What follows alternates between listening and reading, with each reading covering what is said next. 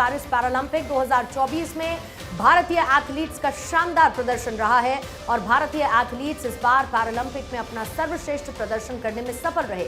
29 medal देश के नाम किए। इसमें 7 गोल्ड, 9 सिल्वर और 13 ब्रॉन्ज मेडल शामिल है। भारत लौटने पर इन एथलीट्स का शानदार स्वागत हुआ। प्रधानमंत्री नरेंद्र मोदी ने भी सभी एथलीट से अपने आवास पर मुलाकात की, उनके साथ संवाद किया और अगले पैरालंपिक गेम्स के लिए शुभकामनाएं दी है। साथ ही प्रधानमंत्री मोदी ने पैरालंपिक मेडल जीतने वालों से बातचीत भी की, उनके अनुभव को भी सुना। इस खास मौके पर प्रधानमंत्री ने एथलीट से कहा है कि आप सभी ने न केवल मेडल जीते बल्कि सोच भी बदली। आजकल खेलों में मेडल और हर चीज का बहुत महत्व है और उसकी गिनती भी होती है, लेकिन 140 करोड़ की आबादी वाला देश होने के नाते हम खेलों में सिर्फ खेलने नहीं बल्कि जीतने के लिए जाते हैं। बाकी ओलंपिक्स के खिलाड़ी और बाकी विजेताओं से ज्यादा मेरे लिए आपका खेलना, आपका देश के लिए वहां जाना, वहां जाने के लिए अनेक वर्षों तक सुबह 4 बजे 5 बजे उठ करके पसीना बहाना, ये मेहनत कभी भी बेकार नहीं जाएगी, मैं आपको विश्वास देता हूं। रूस के राष्ट्रपति व्लादिमीर पुतिन और भारत के एनएसए अजीत डोभाल के बीच में 12 सितंबर को सेंट पीटर्सबर्ग में मुलाकात हुई और इसका 51 सेकंड का वीडियो शुक्रवार को सामने आया। इस दौरान में डोभाल ने पीएम मोदी के यूक्रेन विजिट की जानकारी पुतिन को दी। एनएसए ने बताया कि जैसा प्रधानमंत्री मोदी ने आपसे टेलीफोन पर बातचीत की थी, वो आपको अपनी यूक्रेन यात्रा और राष्ट्रपति ज़ेलेंस्की के साथ हुई मुलाकात के बारे में जानकारी देने के लिए उत्साहित थे। वो चाहते थे कि मैं रूस जाऊं और व्यक्तिगत रूप से खासतौर पर आपसे मुलाकात करूं। वहीं पुतिन ने पीएम मोदी को एक बार फिर अपना एक अच्छा मित्र बताया और कहा कि मुझे मोदी का मॉस्को दौरा बहुत अच्छी तरह से याद है। पिछड़ा आयोग के उपाध्यक्ष की जिम्मेदारी मिलने के बाद सूर्य प्रकाश पाल की लखनऊ में प्रदेश के मुख्यमंत्री योगी आदित्यनाथ से मुलाकात हुई और बातचीत हुई। मुख्यमंत्री योगी आदित्यनाथ ने आगे के कार्यकाल के लिए उन्हें शुभकामनाएं दी। सूर्य प्रकाश पाल ने बुके देकर के सम्मान दिया। साथ ही उन्होंने सीएम योगी आदित्यनाथ का आशीर्वाद दिया। पिछड़ा वर्ग के लिए बेहतर काम करने के टिप्स भी लिए और इस मौके पर सीएम योगी आदित्यनाथ ने कहा कि उन्हें पिछड़े समाज के लिए लोगों के बीच जाना चाहिए और तय कीजिए कि प्रदेश में चल रही जन कल्याण की योजनाएं उन तक पहुंचती है या नहीं। साथ ही जानने की कोशिश करें कि हम और बेहतर उनके लिए क्या कर सकते हैं। आगे सीएम योगी ने कहा कि पिछड़े समाज की हमसे और क्या अपेक्षाएं हैं। भारतीय जनता पार्टी ने हमेशा पिछड़े समाज की बेहतरी के लिए काम किया, कभी भी उनके सम्मान में कमी नहीं आने दी। हरियाणा में विधानसभा चुनाव के लिए कांग्रेस ने स्टार प्रचारकों की लिस्ट जारी की है। 40 नेताओं के नाम शामिल हैं। पूरा गांधी परिवार हरियाणा के लिए कांग्रेस के लिए वोट मांगेगा। यहां इसके साथ खास बात यह है कि हाल ही में कांग्रेस में शामिल हुए कुश्ती खिलाड़ी बजरंग पुनिया और विनेश फोगाट का नाम भी स्टार प्रचारकों में शामिल किया गया है। कांग्रेस दोनों के जरिए पूरे हरियाणा में चुनाव प्रचार करेगी। इसके अलावा पूर्व मुख्यमंत्री भूपेंद्र सिंह हुड्डा, सांसद कुमारी सैलजा, राज्यसभा के सांसद रणदीप सुरजेवाला, दीपेंद्र हुड्डा का नाम भी इसमें शामिल है। रेलवे एक कदम और आगे बढ़ते हुए वंदे भारत मेट्रो की शुरुआत करने जा रही है। प्रधानमंत्री नरेंद्र मोदी देश की पहली वंदे भारत मेट्रो का उद्घाटन 16 सितंबर को करेंगे। ये गुजरात के अहमदाबाद और भुज के बीच चलेगी। ये ट्रेन लगभग दिल्ली, मुंबई जैसे बड़े शहरों में चलने वाली मेट्रो की तरह होगी। हालांकि ये वंदे मेट्रो लंबी दूरी का सफर तय करेगी। महज 5 घंटे 45 मिनट में मेट्रो 334 किलोमीटर का सफर कवर करेगी और पहला मौका है जब देश में वंदे भारत मेट्रो की शुरुआत होने जा रही है। और खबर है जमशेदपुर से, जहां पर 15 सितंबर को पीएम मोदी का दौरा रहेगा। आपको बता दें कि 15 सितंबर के दिन सबसे पहले टाटा नगर रेलवे स्टेशन सबसे पहले वंदे भारत ट्रेन को हरी झंडी दिखाएंगे और फिर पीएम मोदी करीबन 21,000 करोड़ की परियोजनाओं का लोकार्पण शिलान्यास करने वाले हैं। कार्यक्रम समाप्त होने के बाद वो रोड शो करते हुए बिष्टुपुर में गोपाल मैदान में बीजेपी निर्धारित कार्यक्रम में हिस्सा भी लेंगे और वहीं पर अपने कार्यकर्ताओं और पदाधिकारियों के साथ में चर्चा करने वाले हैं। इस कार्यक्रम में केंद्रीय मंत्री शिवराज सिंह, रेल मंत्री पीयूष गोयल और असम के सीएम हिमंता बिस्वा शर्मा समेत तमाम बीजेपी के दिग्गज शामिल होंगे। वहीं दिल्ली के मुख्यमंत्री अरविंद केजरीवाल को जमानत मिल गई है। सुप्रीम कोर्ट ने सीबीआई केस में शर्तों के साथ उन्हें जमानत दी। दिल्ली शराब नीति मामले में केजरीवाल तिहाड़ जेल में बंद है। जस्टिस सूर्यकांत और जस्टिस उज्जवल की बेंच ने इस मामले में अपना फैसला सुनाया। इससे पहले 5 सितंबर को कोर्ट ने इस मामले में सुनवाई के बाद अपना फैसला सुरक्षित रखा। शीर्ष अदालत ने कहा है कि जमानत की शर्तों के मुताबिक केजरीवाल मुख्यमंत्री कार्यालय में प्रवेश नहीं करेंगे और न ही किसी फाइल पर हस्ताक्षर करेंगे। ईडी केस में भी केजरीवाल को अब जमानत मिली थी। तब भी ये शर्तें रखी गई थी। हिमाचल प्रदेश के शिमला के संजौली में मस्जिद विवाद के बाद अब मंडी के जेल रोड पर भी मस्जिद में अवैध निर्माण को लेकर तनाव है। हिंदू संगठनों ने मंडी शहर में प्रदर्शन करने का ऐलान किया था और इसी कड़ी में हिंदू संगठन समर्थक सड़कों पर उतरे भी। इससे पहले गुरुवार को मस्जिद के अवैध निर्माण को मुस्लिम समाज के लोगों ने खुद ही तोड़ना शुरू कर दिया था, लेकिन आज मंडी में प्रदर्शन के दौरान प्रदर्शनकारियों पर वाटर कैनन का इस्तेमाल किया गया।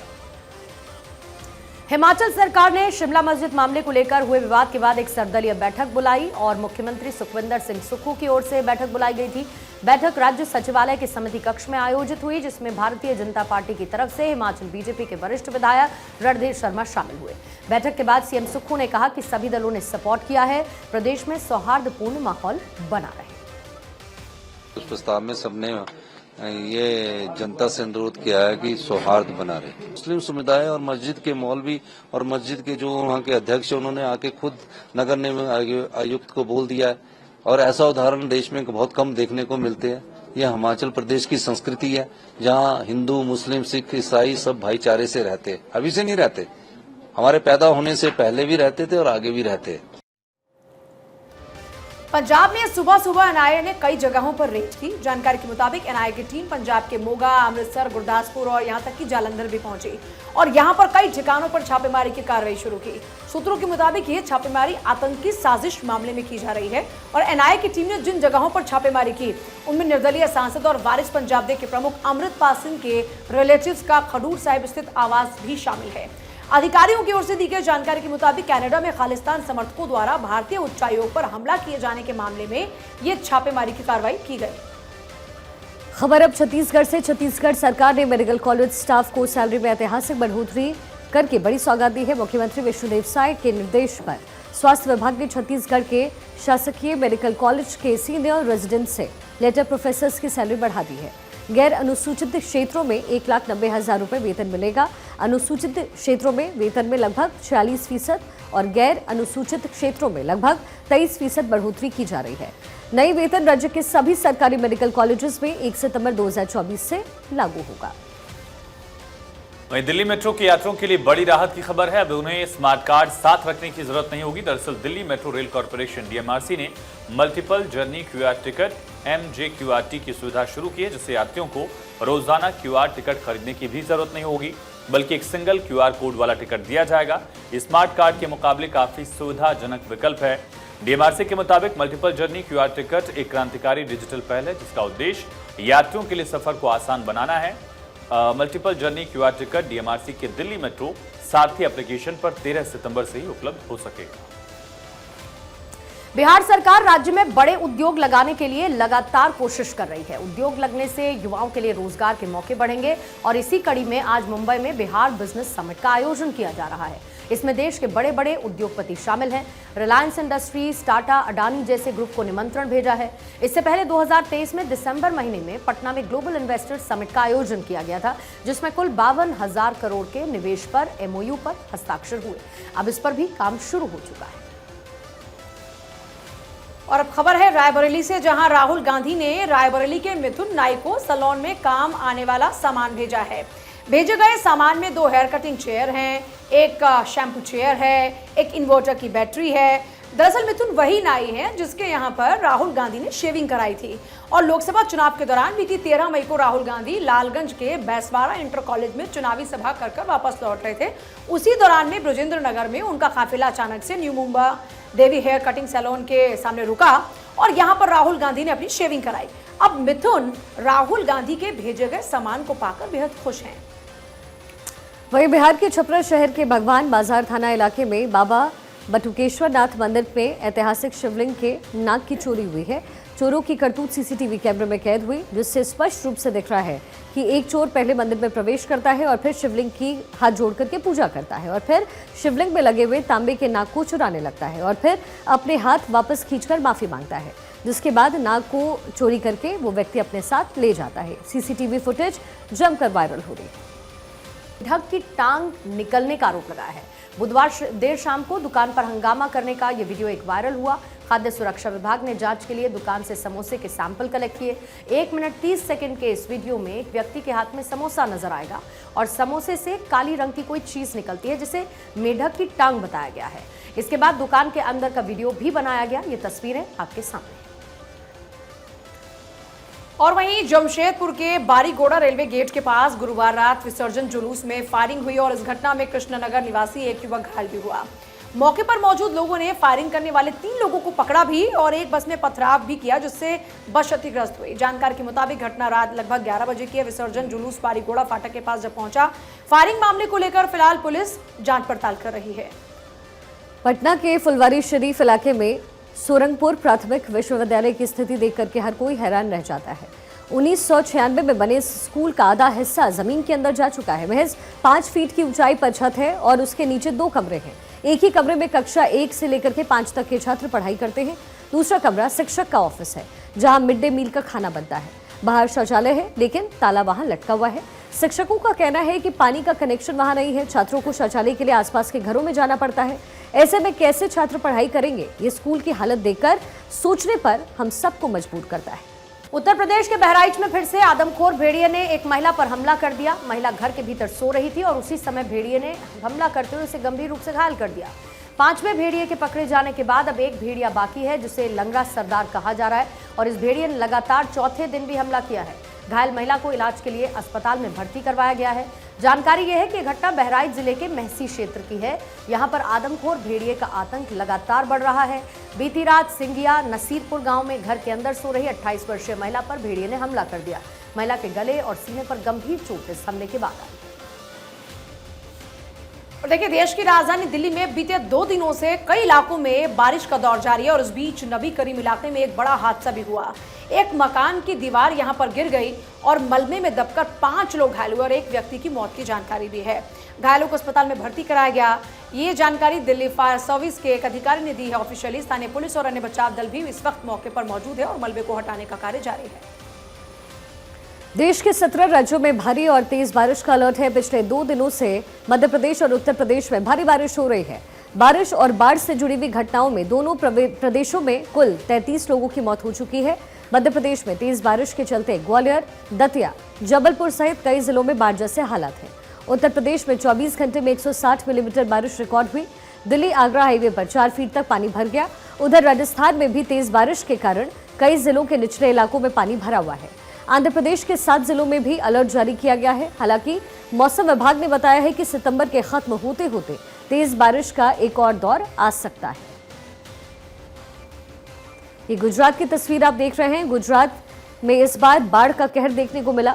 गुजरात के कई इलाकों में भारी बारिश हुई, जिसके बाद बाढ़ जैसे हालात पैदा हो गए। ये तस्वीर गुजरात से हम आपको दिखा रहे हैं। 17 राज्यों में भारी बारिश और तेज बारिश का अलर्ट इस समय जारी किया गया है। दिल्ली आगरा हाईवे पर 4 फीट का पानी है, यानी दिल्ली एनसीआर भी इससे अछूता नहीं रहा। वहीं शिमला में भी लगातार हो रही बारिश से जनजीवन अस्त व्यस्त है। लोगों को कहीं आने जाने में भी दिक्कत हो रही है। ऐसे में मौसम विभाग का कहना है कि अभी मौसम 2 से 3 दिन तक इसी तरह का रहने वाला है। दिल्ली एनसीआर में भी झमाझम बारिश का सिलसिला जारी है। दिल्ली एनसीआर के लोगों को ठंड का एहसास धीमे धीमे होने लगा है। घर के एसी बंद होना शुरू हो चुके हैं। तो बारिश की वजह से दिल्ली के कई इलाकों में पानी भर चुका है। ट्रैफिक की समस्या इसके बाद लगातार बढ़ती जा रही है। मौसम विभाग ने दिल्ली समेत एनसीआर क्षेत्रों में बारिश का अलर्ट जारी किया है। मौसम विभाग ने फरीदाबाद और गुरुग्राम में तेज हवाओं के साथ भारी बारिश होने का ऑरेंज अलर्ट जारी किया। इसके अलावा गाजियाबाद और नोएडा में भी आज भारी बारिश का येलो अलर्ट जारी किया गया है। सुबह से रिमझिम बारिश हो रही है। दिल्ली एनसीआर के अलग अलग इलाकों में उमस भरी गर्मी से जरूर राहत मिली है। शहर का मौसम साफ और खुशनुमा बना रहेगा, लेकिन इसके साथ साथ गर्मी से राहत तो मिली है। बारिश ने जरूर मुश्किलें बढ़ाई। और वही बात अगर मध्य प्रदेश की जाए तो वहां मॉनसून का स्ट्रॉन्ग सिस्टम एक्टिव हो चुका है। भारी बारिश के कारण से ग्वालियर के तो कई इलाकों में बाढ़ के हालात बने हुए हैं। बाढ़ के कारण कई लोग फंसे भी हैं। सेना की मदद से बाढ़ प्रभावित लोगों को सकुशल बाहर निकाला जा रहा है। इधर मौसम विभाग ने आज भी ग्वालियर डबरा में तेज बारिश का अलर्ट जारी किया है। डबरा ब्लॉक के 9 नदी के किनारे बसे जो गांव है नुनहारी में, वहां पर आर्मी ने रेस्क्यू ऑपरेशन किया। रेस्क्यू ऑपरेशन में आर्मी के ब्रिगेडियर रैंक के जो सीनियर ऑफिसर्स थे, उनकी पूरी टीम मौजूद रही।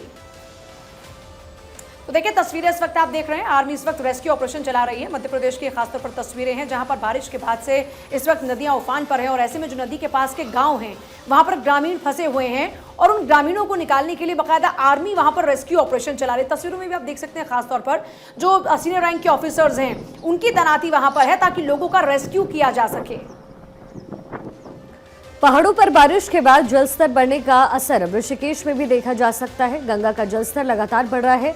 भागीरथी, मंदाकिनी सहित गंगा की सहायक नदियों का जलस्तर बढ़ गया है, जिसका सीधा असर मैदानी इलाकों पर पड़ने लगा। त्रिवेणी घाट पर आरती स्थल तक पानी पहुंच गया है, जिससे तीर्थ पुरोहितों, श्रद्धालुओं को काफी दिक्कतें हो रही हैं।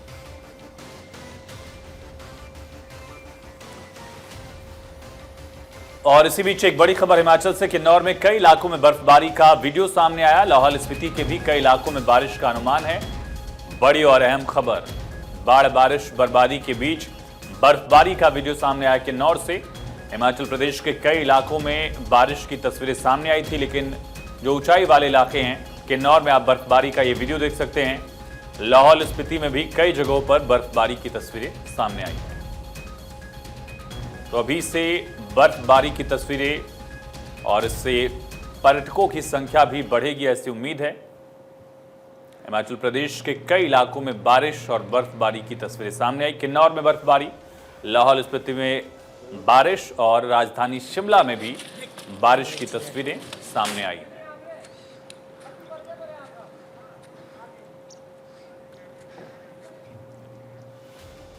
अमेरिकी चुनाव में रिपब्लिकन पार्टी के कैंडिडेट डोनाल्ड ट्रंप ने आगे किसी प्रेसिडेंशियल डिबेट में शामिल होने से इनकार कर दिया है। ट्रंप ने ऐलान ऐसे समय पे किया जब पहली डिबेट के बाद सामने आए पोल में डेमोक्रेटिक पार्टी की उम्मीदवार कमला हैरिस को जीता हुआ बताया गया। दोनों ही कैंडिडेट्स के बीच पहली बहस के बाद हुए पोल में कमला हैरिस को राष्ट्रपति चुनाव की दौड़ में रिपब्लिकन डोनाल्ड ट्रंप से 42 के मुकाबले 47% से आगे बताया गया। मंगलवार शाम को हैरिस और ट्रंप की बहस के बाद यह पहला सर्वेक्षण हुआ और इस सर्वे में 1405 रजिस्टर्ड वोटर समेत 1690 अमेरिकन को शामिल किया गया था।